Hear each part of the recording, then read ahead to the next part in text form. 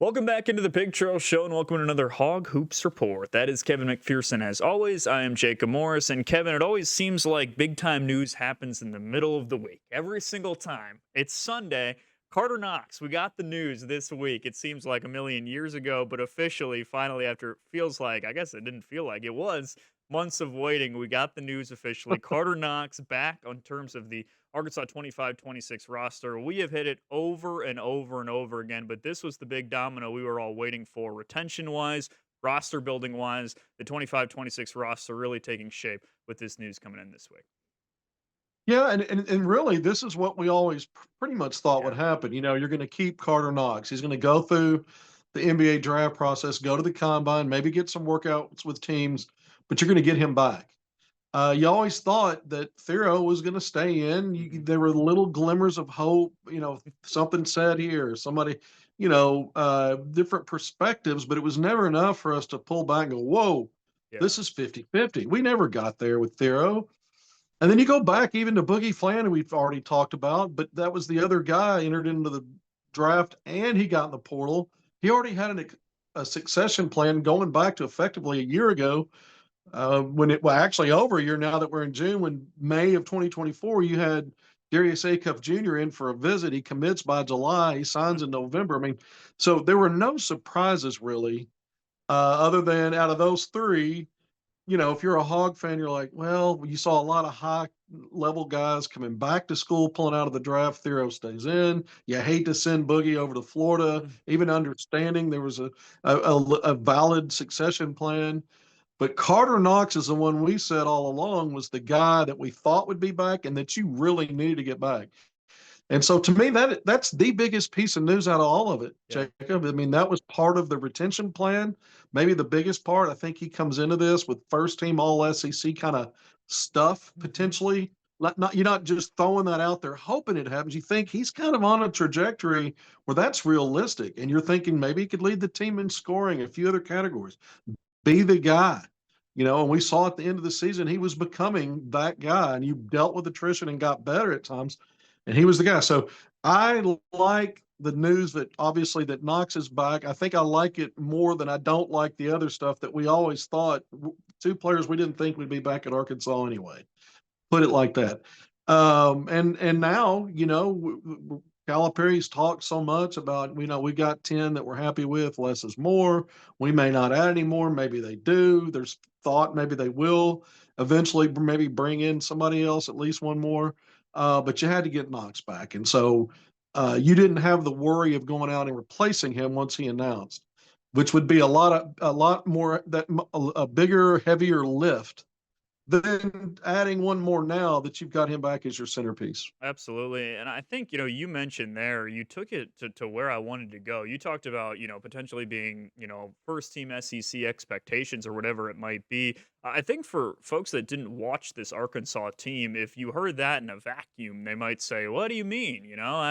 I watched SEC basketball. This guy didn't even average double figures, but it's the way that he Right. came on at the end of the season where I think it was 11 out of the last 14 games he was in double figures. In that I Texas know. Tech game, 20 points. I mean, you saw the flashes just kind of in a vacuum I for know. you. What does he bring to this team next year? How big of an addition is it getting him back and all of the different things that he can do, especially making that leap from freshman to sophomore year? Well, I don't want to confuse anybody. He's 6'6" in shoes and every bit of that. I know they measure him at the combine without shoes. He was 6'5" plus. 6'6" with shoes between 215 and 220. And at the end of the season, he was doing Adu Thero things, Yeah. getting to the free throw line, getting that big frame in motion, getting downhill. But what I really liked about it was it wasn't all bully ball. His Hmm. shot selection from the perimeter got better and better. You mentioned the 20 points against Texas Tech. He was 4-4 Yeah. from three. A game before that, 15 points in that big upset win against St. John's in the round of 32 to get to the Sweet 16. He had 4 blocked shots in that game. Got mano a mano against veteran big wings that St. John's had and was winning those battles. I mean, he got to a point, not only was he good in transition, slashing down off the wing, either getting to the free throw line or finishing, but just less is more shot creation on the perimeter, getting to his mid range quick. One dribble, pull up, pop. Same from the 3-point line. He wasn't chasing shots or points like he was early when the numbers were dreadful early in the season, Mhm. non-conference and early league play. So he really matured as a decision maker, and you package that with the real talent that we saw, and he did well. Let's not pretend just because he's not staying in the draft that he didn't show well. Mhm. He had a good combine. Some of the stuff, some of the testing, his vert, max, standing, those things, his plus arm length. And then in some of the scrimmage stuff, he showed some things very well, especially his proclivity to really get in there and mix it up for 50-50 balls. I just think all signs point toward a guy that's got a chance again to be not only your top player, maybe your leading scorer. There's an opportunity for him to do all of that. And if you have the kind of success that you think it's looking like based on preseason way too early top tens and top 20 rankings we're seeing out there, that he may be that guy that leads you to that. Not that it won't be others. It's never about one guy, but there's always somebody that's kind of leading the charge. And I've said it's him, maybe a Darius A. Cup Jr. coming in as a 5-star freshman guard. But by some combination, those two to me coming into it seem like the ones that are leading the charge, Jacob. Absolutely. I think what gets you so excited is that development that you saw from the beginning of the season to the end of the season. You brought it up. The way that he started, I remember vividly you and I having a conversation, Kevin, where we were 5 games into the season and we were kind of going through the roster and checking in on everybody, whatever it might be. And then you got to Carter Knox, and the conversation went something like this: was well, there's no way to sugarcoat it. He's 4 of 25 from the field. And then you went, well, the only bright side is it can't get any worse, right? And then so you Yeah, think I about remember. that guy to the one that we saw at the end of the season. That's what gets you so excited. Then you add an offseason to development, and it's going to be really exciting to see what he's capable of. Quickly, in terms of Adu Thero, this didn't come as a surprise. You talked about, you were 85 to 95% sure that Carter was coming back, kind of flip that inverse that Adu was going to stay in the draft. Where do you see him kind of projecting NBA wise? We've talked about where the mocks have him. What do you think he's capable of at the next level? This wasn't surprising to anybody, and it's going to be interesting to see what he shows at the next level. Well, he's built like a freight train, big dude. 6'7", I think out of shoes. I think they listed him what 6'8" in shoes at Arkansas, but 220, 225. Maybe at the combine he was a little, somewhere in that range, but it's his defensive versatility. I think he's going to be projected as one of those 3 and D big wing kind of guys that when you're switched off, he can defend a little bit with bigger players, can actually help defend some guards. And he's one of those guys, he's off to the races when he gets in transition. Once he gets downhill, he's hard to deal with. Now, bully ball's one thing at the high major level. It's harder to be a bully ball specialist at the next level. You need to add some stuff to that so that you're not so predictable. And I think that's the challenge for him, is just adding more skill. At minimum, being a catch and shooter, one dribble pull up from three off the creativity of others. I think offensively, he's going to project as a fourth or fifth option when he's on the court. I think it's mostly about the defense and Yeah. just the qualities he brings with that athleticism and strength. And then you just want him to round out some other things. So you're talking about mocks, late first round, early second round, some mid second round. It's kind of fluctuated. I had a source tell me right before his announcement, maybe a couple of days before, and we may have talked about it last week, that they'd heard he'd gotten a second round guarantee. Mm. When that would likely translate to some kind of guaranteed money spread out over at least the first 2 years. Well, that could mean a lot of different things based on how early in the second round or how mid second round that might be. I didn't have that part of it. And who's to say that's not the only guarantee he's gotten? Maybe he has more than that and better than that. Who knows? Until we see it play out when the draft rolls around. But I think he's a guy that has a chance to be one of those special blue collar specialist on defense for somebody. And there's a lot of teams and organizations out there that covet those kind of players when you can't see it right away when what they bring offensively and on the skill part of it. It's projection with him for sure in terms of attitude and what he could potentially bring on the defensive side of the ball. And just that athleticism and that frame isn't something you find just anywhere. Quickly, you mentioned it just sparked me. You mentioned both Carter and Adu, where they measured in terms of at the combine, them measuring with shoes off. And did that controversy it doesn't really have anything to do with what we're talking about, Kevin. but that made me laugh, like, with the way that, Flag measured 2 inches under, and then Ace Bailey was Yeah. 6'10" at Rutgers, but he's 6'7.5" at the combine. They're causing all types of controversy just by telling these guys to take basketball shoes off, which, by the way, you do wear basketball shoes when you ultimately play the game, Kevin. I just thought that was funny that the NBA draft combine is causing, mass chaos across the board with these prospects because we're measuring without shoes now or something.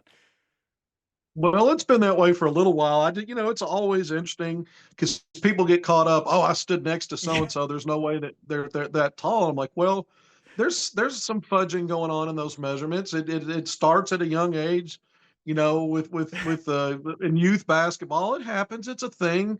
But you have guys like I look at. There's some players when you look at their actual height. And they're just built different. There's some guys that their shoulders are up a little Yeah. higher, they're a little broader, they have greater length, and maybe they seem to play and be able to guard guys that are actually taller because of some of their other physical attributes that maybe their actual height doesn't suggest. A guy like Moses Moody, 6'5", Hmm. broad shoulder dude, 7+ foot wingspan, and he's able to guard bigger players and play. Yeah. It seems like he's playing a little bigger than the actual listed height that he gets now that he's in the NBA. So, and I think he was listed at 6'6" at Arkansas. So, that stuff doesn't bother me. I think it does bother some folks, and it's always stuff you can talk about and give you content, I guess, to stir up some controversy over what overinflated heights. I mean, I just look at how guys play, and I'm like, I don't care what you list him at. He plays, he plays bigger than what you think he might based on that listed height.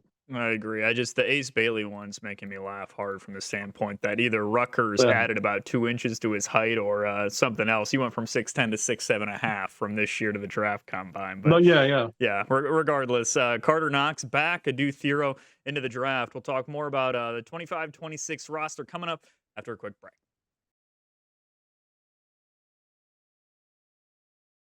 Back on the Hog Hoops Report, Kevin McPherson and Jacob Morris with you. Kevin, so with Carter solidified into the 25-26 roster, now Arkansas begins to turn its attention to, are there other pieces the Hogs could add? I know something you've been monitoring is, currently, class of 2026, Mika Muurinen. We've talked about him a lot. He's visited Arkansas, and we've talked for almost a year about the potential of him reclassifying. 6'10", power forward guy. This has been a long, drawn-out process. It's catching a little bit of heat again here as we pick up potential for the roster. What have you heard, and just ultimately what type of player is Muurinen? What could he bring to the Hogs?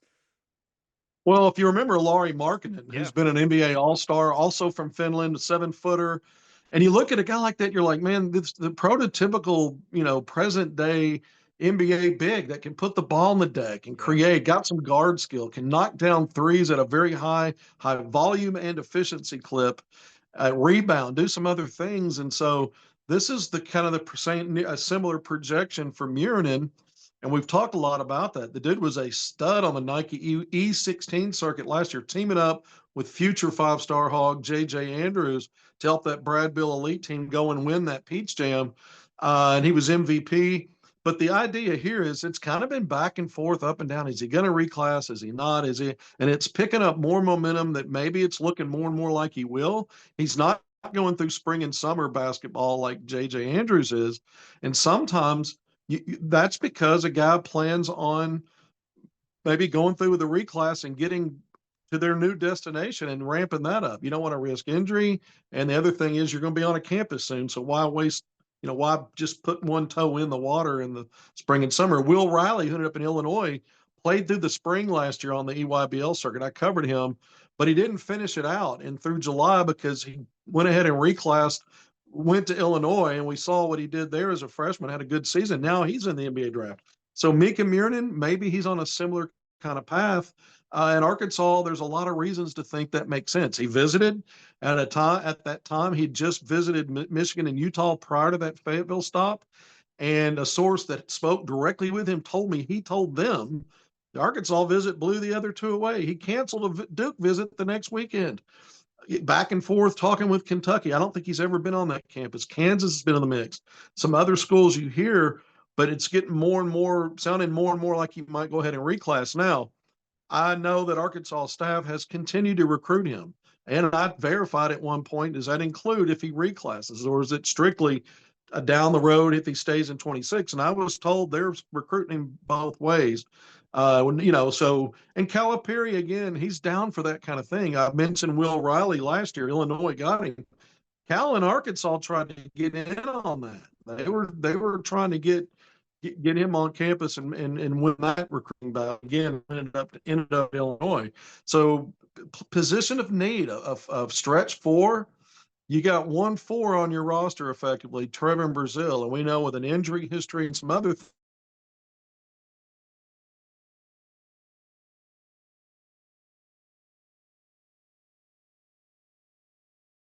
rated as a Mika Muurinen, but if it's him, you're getting a 5-star. I don't know what happened there. I lost you, but you're getting a 5-star. So all right, yeah, I got you. yeah, so okay, so if you got a top 10 rated 5-star in the 2026 class to reclass, and he brings some things in need. So there's a bunch of reasons for this to make sense for Arkansas. It doesn't mean that Arkansas is going to ultimately get him, and we're not 100% sure that he's made his mind up that he's going to reclass.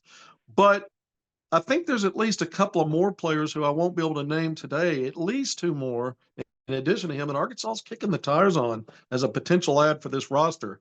And so the portal's pretty much dried up, but there's other players looking to reclass from 26, 25. There's international players, more and more of those are making themselves available to play NCAA basketball this year.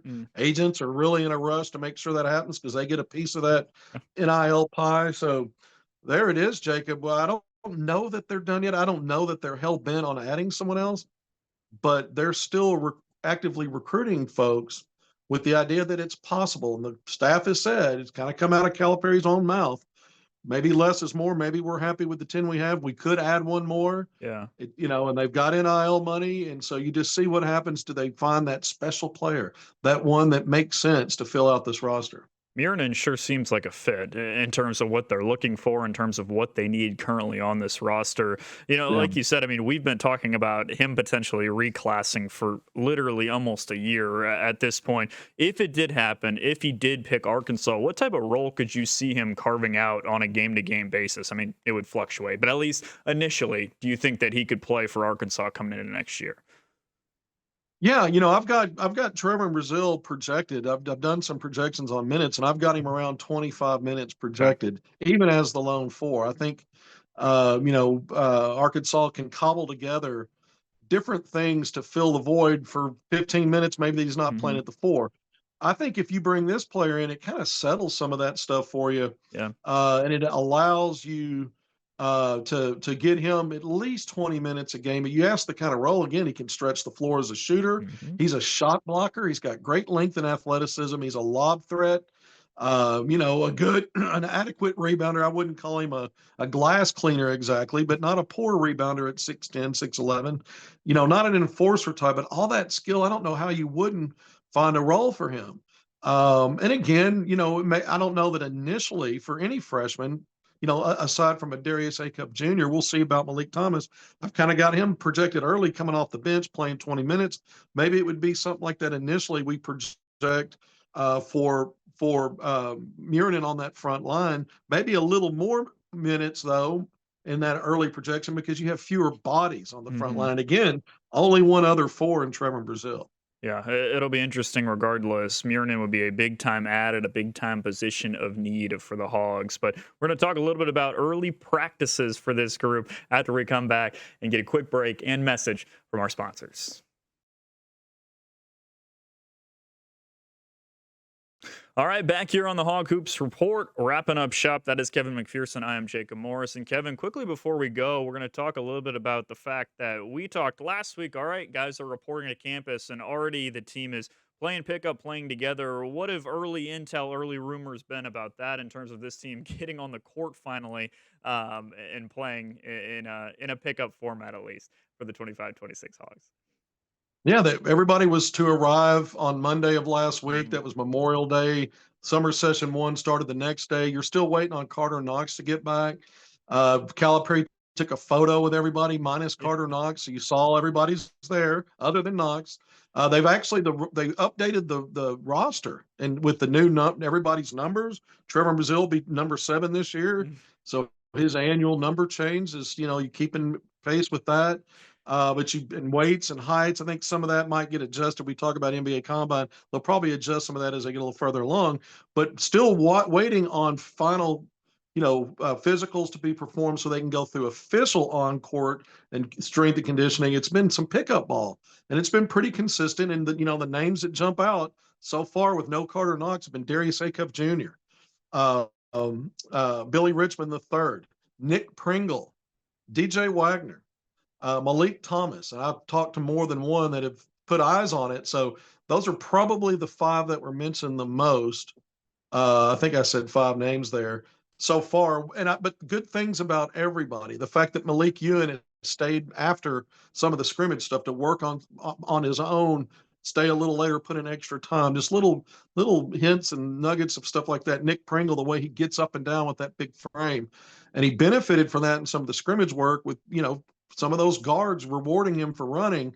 Some of this stuff to me, it's you have to take it with a grain of salt because at some point it becomes serious and it's you're going through a much stricter framework and a installation of offense, defense, different personnel groupings. It's just a different thing than pickup ball. Pickup ball, but when you get a bunch of talented dudes at this level, you can parse out some stuff that you're like, hey, this may translate sooner than I thought. So you just always wonder, and we'll reflect back on some of that stuff over time.